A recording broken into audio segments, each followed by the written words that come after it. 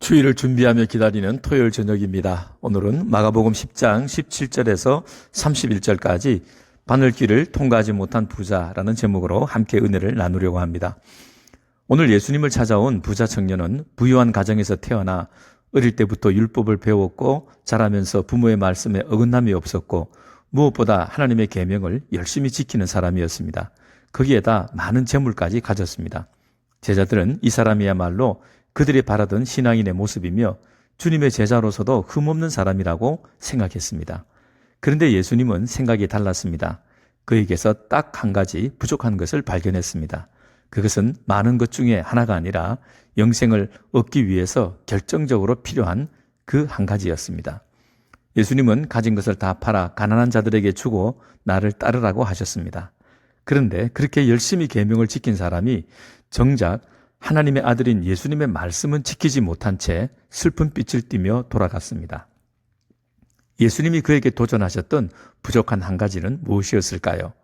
부자가 슬픈 빛을 띠며 돌아간 이유는 무엇 때문이었을까요? 그리고 마가는 이 사건을 기록함으로 우리에게 무슨 말을 하고 싶었던 것일까요? 먼저 부자가 영생을 얻는데 부족했던 한 가지는 가치의 전환이었습니다. 그는 결국 영생보다는 재물을 선택했습니다. 영생에 대한 가치보다 재물의 가치가 더 크다고 생각했기 때문입니다. 그러나 하나님 나라에 들어가려면 그 둘 중에 하나를 선택해야만 합니다. 언제나 두 가지 중에 하나를 선택하는 것은 어려운 일입니다.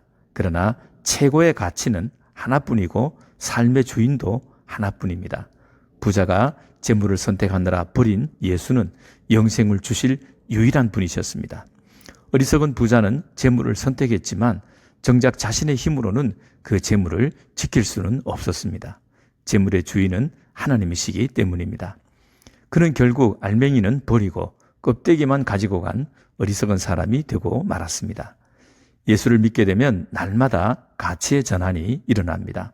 전에 소중했던 것이 가치 없는 것이 되고, 전에 진짜라고 생각했던 것이 가짜가 되고, 전에 사랑하고 좋아했던 것들에서 점점 관심이 떠나버립니다. 그래서 삶의 우선순위가 바뀌게 됩니다. 하나님이 창조주와 생명과 복의 근원이심을 믿는 사람들의 삶의 방식은 언제나 먼저 하나님께입니다. 부자가 나를 따라오라는 주님의 명령을 행하는데 걸림돌이 된 것은 그가 사랑하는 재물 때문이었습니다. 언제나 내가 가장 사랑하고 의지하는 것들이 주님께 가는 길을 막습니다. 자본주의 사회에서 돈은 사람들에게 하나님과 같은 강력한 힘을 행사하고 있습니다. 예수님은 재물과 하나님은 겸하여 섬길 수 없다고 하셨습니다. 본문에서도 재물이 있는 자는 하나님 나라에 들어가기가 심히 어렵다고 했습니다. 야고보서는 돈을 사랑하는 것이 일만하게 뿌리가 된다고 했습니다. 재물에 대한 성경의 가르침은 명확합니다. 첫째, 재물의 주인은 하나님이시며 우리는 하나님이 맡겨주신 재물을 주인의 뜻에 따라 사용하는 청직이라는 것입니다. 이것이 바뀌게 되면 재물이나 돈을 우상화하게 되어 사람이 돈의 종노릇을 하게 됩니다. 둘째, 재물은 사랑의 대상이 아니라 목적을 위한 도구이며 수단일 뿐이라는 것입니다. 돈이 사랑의 대상이 될 때 삶의 우선순위가 먼저 하나님께가 아니라 먼저 돈에게로 바뀝니다. 부자는 예수님을 선한 선생님이라고 불렀습니다. 예수님의 놀라운 가르침과 능력을 보았기 때문입니다. 선함에 대한 그의 기준은 행함이었습니다.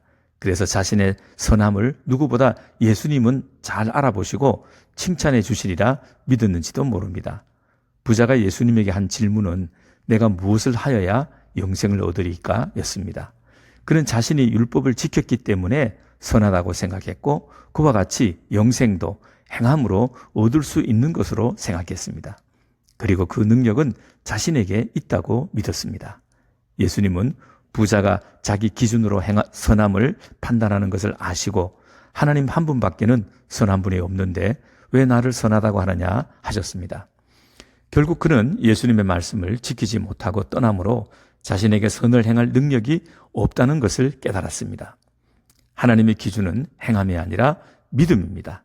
그 이유는 믿음으로부터 행함이 나오기 때문입니다. 알고 나면 믿음이 생기는 것이 아니라 믿음으로 알게 된다는 말과 같습니다. 부자는 재물이 없어지게 되니까 계명을 지키지 못했습니다. 계명을 지키는 힘은 재물이나 사람이 가진 능력이 아니라 오직 믿음입니다. 믿음은 하나님을 전적으로 신뢰하고 의지하는 것입니다. 우리는 하나님과 하나님의 말씀을 믿음으로만 순종할 수 있습니다. 베드로는 우리는 모든 것을 버리고 예수님을 따랐다고 말했습니다. 제자들은 부자가 버리지 못했던 집과 가족과 직업까지도 버렸습니다.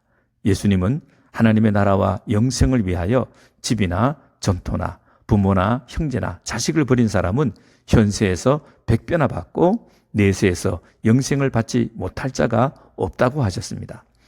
100배라는 말을 숫자적 개념이 아니라 내가 버린 것과 나중에 하나님으로부터 받게 될 것의 가치 차이가 비교할 수 없을 만큼 크다는 의미입니다. 그리고 그것은 예수를 믿고 살아가면서 점진적으로 깨닫게 됩니다. 왜냐하면 하나님이 우리에게 주신 영생과 하나님 나라의 가치는 무한대로 크기 때문에 우리의 한계상 그것을 단번에 다 알 수가 없을 뿐만 아니라 우리의 믿음이 자라는 만큼 그것의 가치를 알아가면서 누릴 수 있기 때문입니다. 그리고 현세에서 100배나 받되 박해를 겸하여 받는다고 하셨습니다. 예수를 따르는 사람들은 세상에서 외면과 조롱을 받게 됩니다. 왜냐하면 가치의 전환이 이루어져서 세상 사람들의 사는 방식과 완전히 다르기 때문입니다. 정상적인 그리스도인들에게 세상이 주는 핍박이나 어려움은 필연적으로 따르는 것입니다. 그것을 어떻게 참고 견딜 수 있을까요? 성경은 원수를 사랑하고 위하여 기도하며 악을 악으로 갚지 말고 손으로 악을 이기라고 말씀했습니다. 이것은 사람의 힘으로는 불가능합니다. 그렇다면 누가 하나님 나라에 들어갈 수 있겠습니까? 예수님은 대답하십니다. 사람으로는 할 수 없으되 하나님으로서는 다 하실 수 있느니라. 세상에서 당하는 핍박을 이를 악물고 내 힘으로 참고 견디면 그 결과로 영생을 받는 것이 아닙니다. 오히려 하나님의 예정하신 뜻에 따라 영생 받은 것을 확신한 사람들만이 믿음을 가지게 되고 소망 가운데 박해를 견디고 이길 수 있습니다.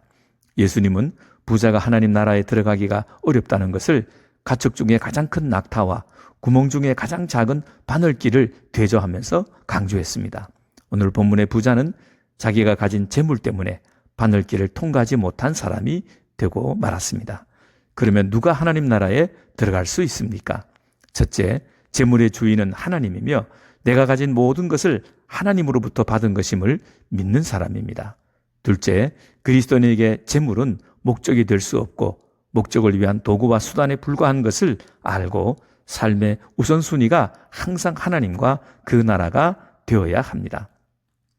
셋째, 하나님과 그 나라를 위해 재물을 버린 사람은 영생을 얻고 하나님의 권속이 되며 영원한 하나님 나라를 기업으로 받습니다.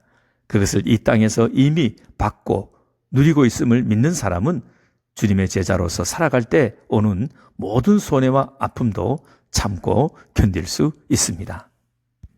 예수님의 초청을 거절한 부자를 보면서 하나님의 주인 되심과 재물에 대한 철저한 청지기 의식, 그리고 먼저 하나님께란 삶의 우선순위를 다시 한번 되돌아보게 됩니다.